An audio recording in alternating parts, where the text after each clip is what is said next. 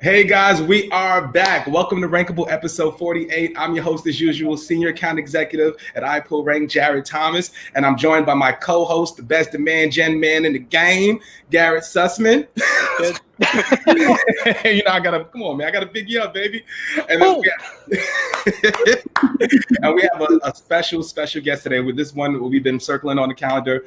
So super happy to have her on today. So if you're not familiar with her, this is our very own content marketing director. She's a proven content marketing strategist for over 10 years, has worked in multiple capacities with agencies as brands, as well as helping with content strategy, execution, and helping drive more results for our clients. So super happy to have her here. And I want to introduce you guys to our guest today, Alexandra Pielusko. Palesko. I was like, it was smooth. It was smooth. Newly married, new last name, totally fine. I had to put it phonetically in my phone at first too, because I also couldn't pronounce it. Not when I got married, but before that. I'd be curious with how your search, is that going to really mess up, how quickly they'll switch over searching for you on Google if you search for your old name versus your new name? The clock's on now. I'm going to start looking once you change all your mentions around. After this, Palesko's going to be up. There it goes. But Alexandra, thanks for joining us. I'm super happy to have you here. And for those watching today, what our topic today is how to create enterprise level content strategy, right? So we're going to be going through what are some of the processes of creating strategy? How is creating for enterprise versus mid-size? What are the differences there? How do you go about brand and voice tone and guidelines, right? How do you stay true to those? And how do you research and come up with new topics for articles that you may not be an expert in, right? And how do you make sure you put the best foot forward? So before we begin, guys, I would love to hear from you, Alexandra. What's your background? And we'd love to hear about how you got into the industry and really why you're so passionate about content. Yeah, I actually have always. So funny story. I actually initially had gotten into the School of Management at UMass for marketing. And then at that time in my life, I was like, I really shunned it and I poo-pooed it. And I said, oh no, I'm not going to do that. I'm going to pay this university money to teach me science because I don't know anything about science. And I was a biology major for a little bit. I'm actually not very good at science. I'm actually very good at content and stuff. So I ended up transitioning a couple of years later back to love science, but back to my right brain creativity, really where my strengths are. And I really just kind of fell into it. When I moved to New York, I really happened to be in the right place at the right time. And I got offered a position in a communications department. And it was there that I really fell in love with content marketing. And that was back in 2010. And I essentially helped this organization build their content marketing program, their communications and marketing department from nothing, where we had these shamefully static sites and really no marketing. I think we did maybe an ad here and there and maybe a couple of hard copy info sheets to something that was really living and breathing and involved our subject matter experts and, grew in budget and strategy over time because we were able to continue to prove ourselves and prove our worth and really, all aspects of content marketing. I was blessed and, we have to have a wonderful team and to work on a small team. So it really allowed me to touch all aspects of, content marketing and communications. And that's it. I've been here ever since. I didn't know that you were a biology major. I love didn't know how that either. With our company, but that's the thing is there is this left brain, right brain kind of crossover. Mm-hmm. Now, part of the right brain, which I think that's the creative side, when we're talking content and we're talking strategy, before you even dive into that, we talk a lot at iPullRank about kind of audience research and personas. For an enterprise, you typically have a pretty massive audience. Absolutely. How important is that to your job, and kind of where do you begin when you're looking at that to inform the content strategy that you're ultimately going to help clients with? Sure. I mean, it is the strategy, right? It's and as somebody, and I think that's, I so often, and especially at the beginning of my content marketing journey, and when it comes to audience research, that is time intensive, it's research intensive. It is not just a quick little Google search and figure out what we, so-and-so is between 50 and 60. There are some real details that can inform what we're doing. So I think this is a great point, because when it comes to using that creative side and that like right brain activity versus the left brain activity of the technical, we really need to start with a foundation of some technical aspects. I will say, put that in air quotes, because I am, you our SEO engineers at this company would tell you that I am nowhere near a technical person. I feel that too sometimes, for sure.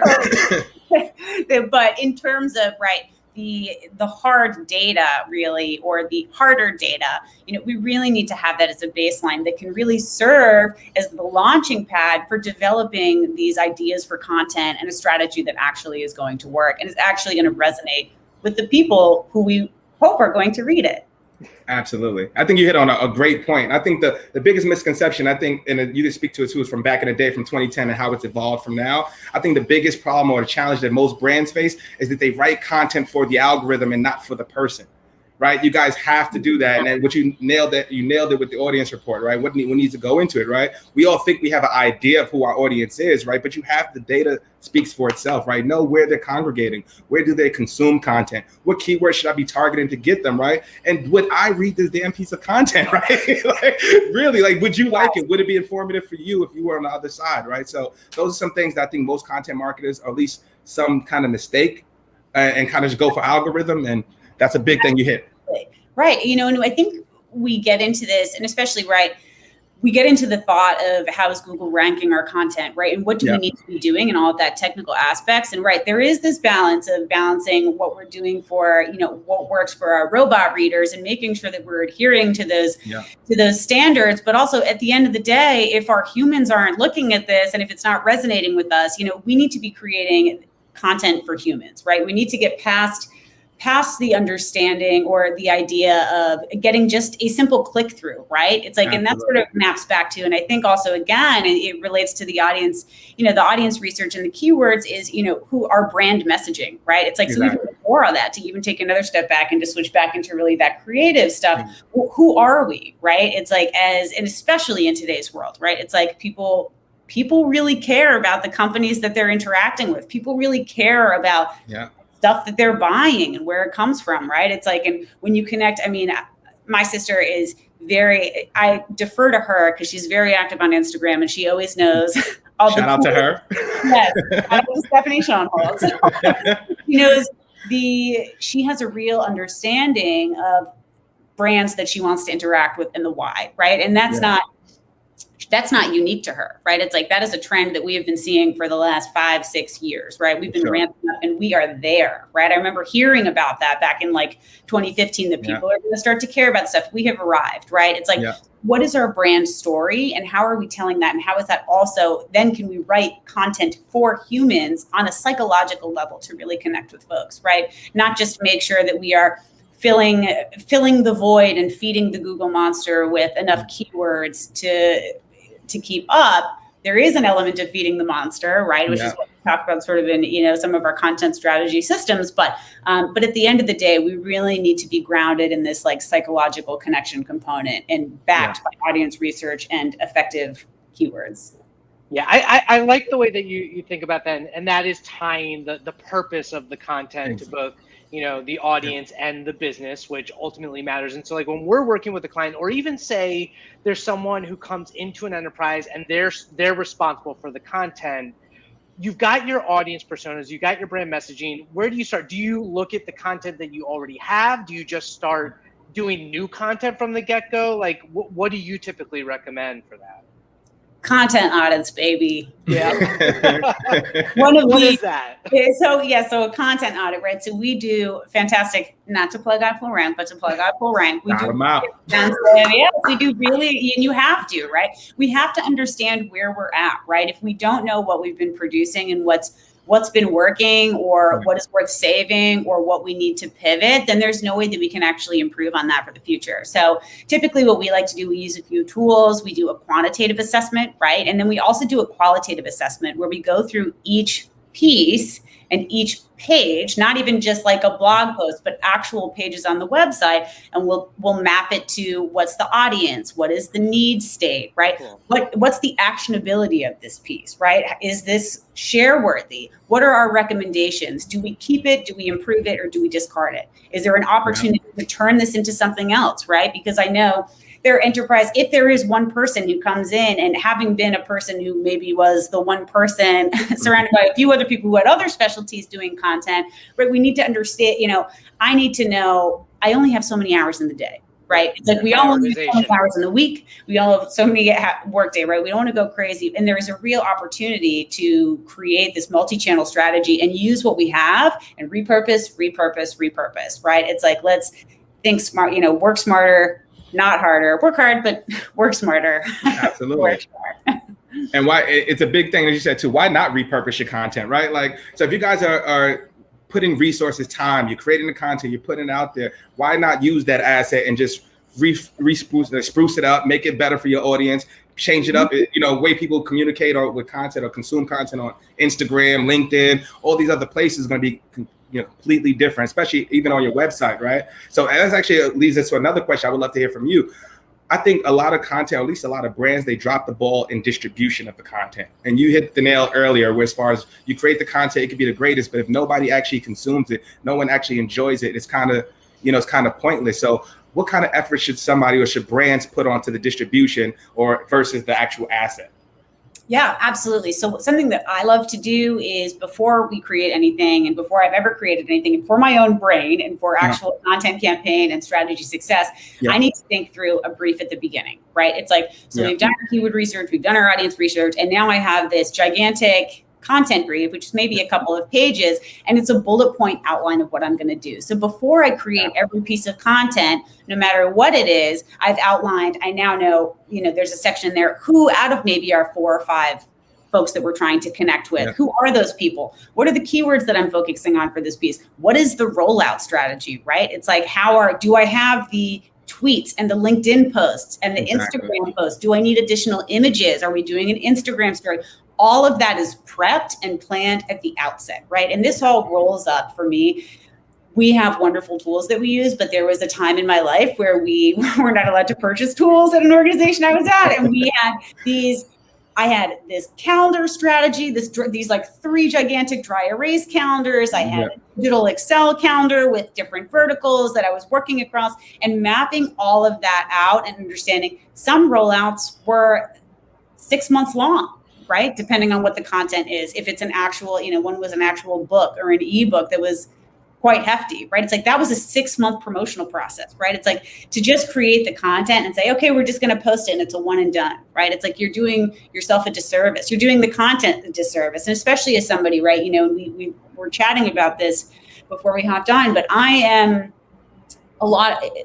as a content expert, I am a content expert. I'm not a subject matter expert in biology, despite the brief time I had around. I'm not mad. I'm just disappointed. Yes. Me too. I'm not an expert in artificial intelligence. I'm not an expert and I'm usually leveraging the folks that I work with. Hopefully I've done a good job of mapping out what that calendar looks like. I've said to those people who have other full-time jobs, right? Whose job is not to work with, who you typically doesn't involve working with me and me chasing them down to get them on a podcast or like pick their brain about a blog post that we're writing. I need to be able to connect with those folks and with enough time too. So we can also leverage them as folks who are promotional partners, right? It's like we had this one, a rock star that in my previous company years ago who essentially ran Medicare, and his name, maybe I won't say his name on here, but everybody knows in the healthcare space. And we use that to our advantage, right? It's like we connected with him. We said, hey, we want to do this thing. It's all part of this larger strategy, right? All of the planning up front. So that means for me, right, when it comes to, it gets to like October, if I'm in an enterprise, right? September, we start having these conversations and we start calendar planning for the next year, right? Who are the people? What are the verticals? What are the content pillars? Who are the audience segments? And what do we want to focus on? And we've had conversations with sales and the business leaders to know what they want to focus on. So we're, of course, wrapping it up into the strategic goals. We are never working in a vacuum. We are here to serve as content people and making sure that we are communicating what the strategy is, whether that's an all hands meeting or, a company-wide webinar about sort of, here's what we're doing. And we are psyched to feature you. So keep an eye out, connecting with people at the different levels to make sure that we're going to be, leveraging their skill set, right? Because at the end of the day, especially in large organizations where we have numerous subject matter experts, that's one of our selling points. If we're going to be establishing that expertise, authority, and trustworthiness, and we want to be saying something that's different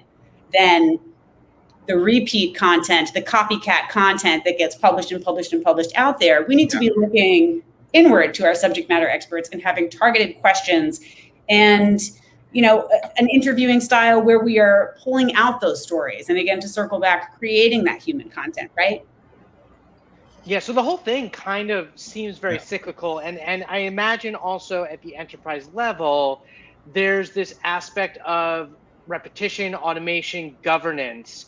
How do you typically work with clients? Like, what's the best way to turn it into a content machine that the work that, our team's producing, or if it's an in-house team that they're producing, gets delivered and distributed and created in a way that's the most efficient, but also delivers the most value?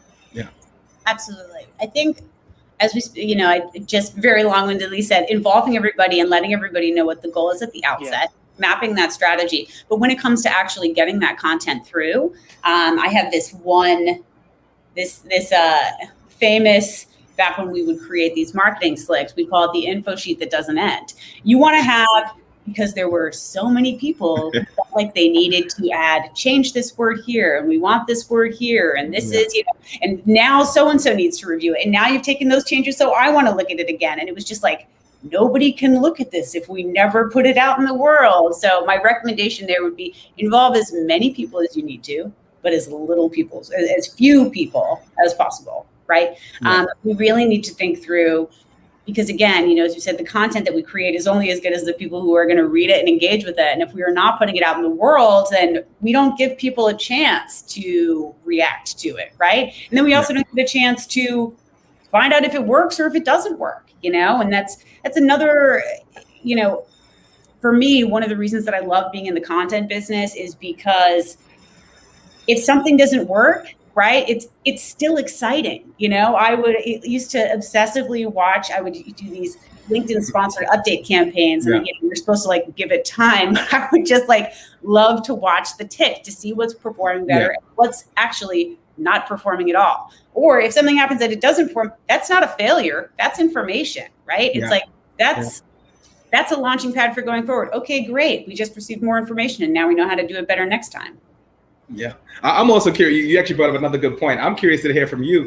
Has there been a time in your career where you've created a content asset and it's kind of exploded and done exceeded your expectations? And has there been an opportunity where it's been reversed, where you just knew this piece of content was going to go and it didn't? And how did you pivot from there? Okay. Yeah. So the first one, I'll have to give some thought to the second one, but I'll jump on the first one. The first one was that this,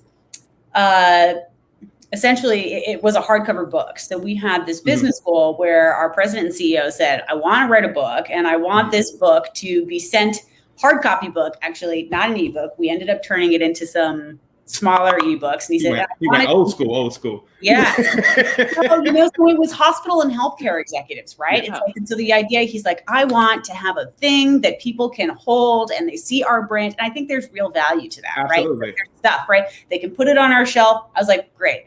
Brand awareness. The problem with that is that there's no real way to track those things, exactly. Right? It's sort of, you just kind of send it out into the world. You hope that maybe somebody opened it. You hope it didn't get lost in the mail or thrown in the trash or one of those things. So what I had to do at that point was come up with a strategy. And a lot of this kind of circles back to our promotional strategy about how we were going to turn this into something that we could actually track and turn into useful insights.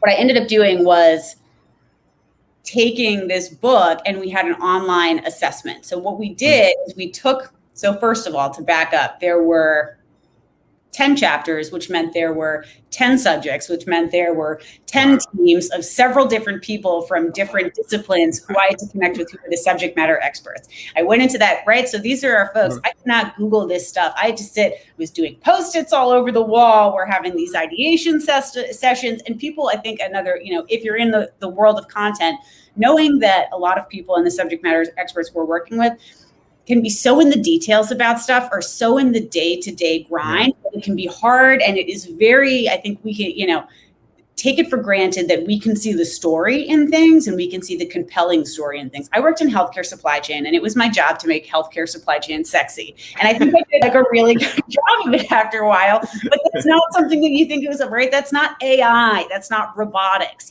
That's not 3D printed kidneys. It's like, it is something that we had this opportunity, and I had an opportunity to connect with these folks and turn this into, one, a great book, and two, an incredible and very robust promotional strategy that involved a lot of online work, and turning that book into essentially an online assessment, a series of 10 online assessments that we also then promoted, and then folks could get pieces of the book or a free book sent to them. We were able to track metrics that way. That is a very short that story. that was an entire year. That promotional plan was just an entire year, right? It's like, let alone the work leading up to it.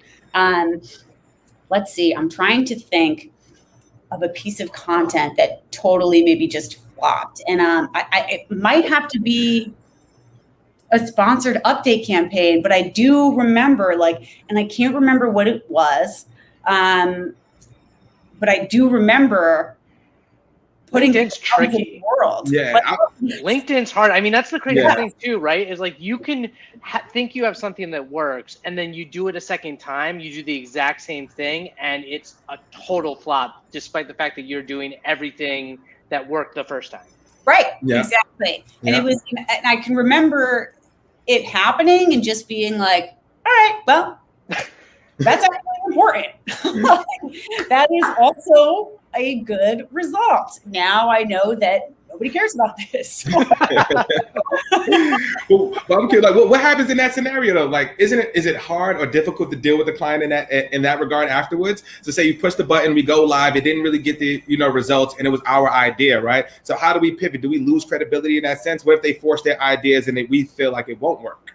How do you kind of balance that? I have been fortunate in to not have had it. Of course, because you're a rock star. Just in the days where I didn't have access to a bunch of tools, and I was just running on our subject matter expertise and some preliminary audience research that I do. Nothing, but and one of the reasons I don't think I've had that, because we are so robust, again, to go full circle in our audience research and our keyword research and what we are doing,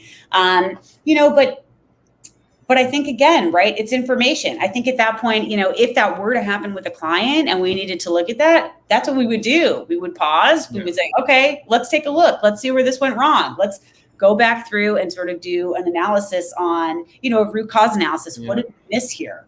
Or is there a tweak that we can make?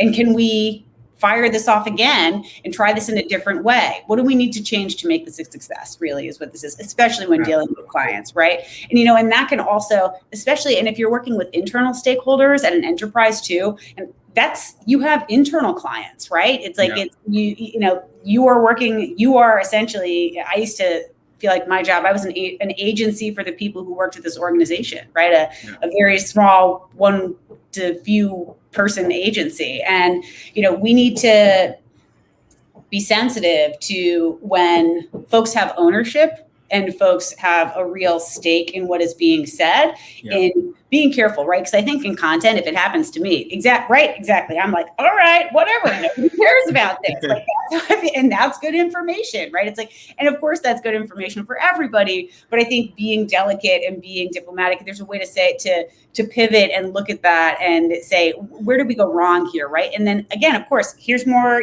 more information for us as we go forward.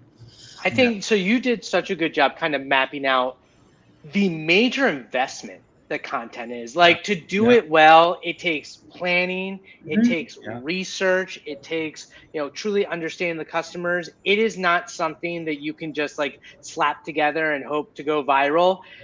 For someone who's in an enterprise who needs the budget, and this is always a tough question, who's like trying to pitch the value of content for their org, what recommendations do you make of like the value that, hiring an agency brings when it comes to like really investing in content and content strategy? Absolutely. And having been in this situation and having had a very an organization that was tight on the purse strings, and we were able to grow it over time. But if you're looking to work with an agency and you're doing that initial planning and you're saying, we only have this many people, we only have this much time, and here's where we're lacking. Okay. And look at your whole strategy and say, do I need tools? Is that where I'm lacking? Do I have people on my team who can take ownership of that and understand we've got people that can do the research? Would it be helpful for me to have me personally? I think, especially is that starting point, saying we have this amount of dollars. My cat's rubbing all over this computer screen. That's amazing. She doesn't make I'm waiting for the moment. Yes, exactly. So she's like, okay, she's settling down. I was like, oh gosh. Where can we put those dollars, right? And especially, you need to be realistic. And especially when it comes to, right, the whole strategy is who are we talking to and what do they care about, right? And especially that's something that's so research intensive. And a lot of times bringing in an agency who is an expert level at doing those types of things, like iPullRank, we have amazing audience reports. It informs every single thing we do. It makes our jobs easier when we do and I'm a big believer in that. Just as with the creative briefs and the strategic briefs, it's like the more planning and the more work that I do up front, the more that I can just like fly. I can fly through the rest of the year, right? Like, because that informs it.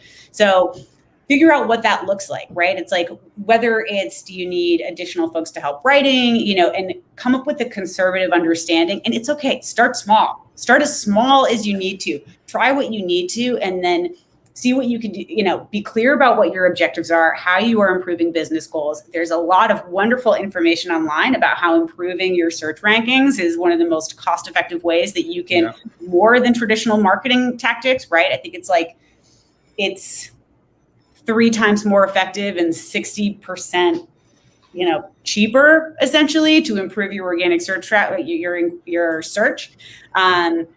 And figure out what you need to do to prove your worth and grow from there. So no matter how small it is, take a look, be deliberate, but be honest with yourself and look at your assets at front. And a lot of times working with an agency to help you build that foundation. So if that's what you've got and then you can fly and you can give it a shot, go for it. Absolutely. So any executives or brands listening to this right now, content marketing works. It just maybe your approach may be falling flat, right? It's 2021 right now. You have to be informing, educating, and entertaining your consumers way before the buying process starts, way before they get on the phone with Jared and Garrett and anybody else, you know what I mean? I hope they're entertained now. I hope this is entertaining. Are you not entertained? And to put an additional plug to any of the executives out there who are listening and folks who might be just starting on this SEO content journey, content marketing takes time, right? SEO content, I'm not going to put out a piece of content and then all of a sudden rise to the ranking. So make sure that when we are communicating as content marketers, communicating our plans, that we are very clear about that, right? It's like this is feeding into a longer term strategy. You got to do a lot of groundwork to really to move the mountains there. But it's really all worth it in the end. And it is, that's what works, gone are the days of being like, oh, okay, I need a plumber. I'm going to go to the phone book and pick one out. That's not what's happening. Exactly. That's how I look. I was looking for fridge magnets on Amazon. I've spent, looking at the reviews between 4 and 5 stars. I went down a black hole of magnets to make sure that they were strong enough. That's something. That was like a $15 investment. You know what I mean? It's like when we're thinking about bigger stuff, we have to understand that people are looking to our online presence and what we are producing and what other people are saying about us and how we're part of the conversation to really justify the purchase. Absolutely. I think you hit the nail on the head. And the way social works right now is if you don't see it, it didn't happen. right? So you have to put your stuff out there. Right. You have to put your brand story out there. You have to be in touch with consumers. And I would love to end it on this note, right? Is there such thing as too much content for a brand?